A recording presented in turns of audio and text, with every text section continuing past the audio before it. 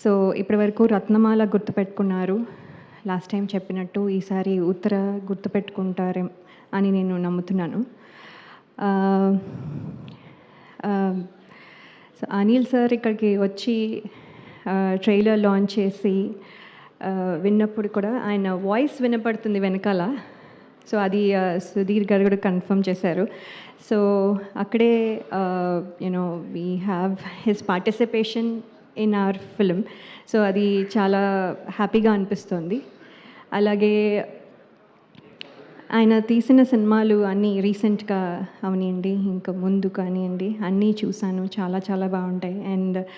And he's inspiration to lot of directors. And ఇప్పుడే సుధీర్ గారు చెప్పినట్టు ఆయన కూడా కొంచెం ఇన్స్పిరేషన్ తీసుకున్నారు అని చెప్పడం హ్యాపీగా ఉంది.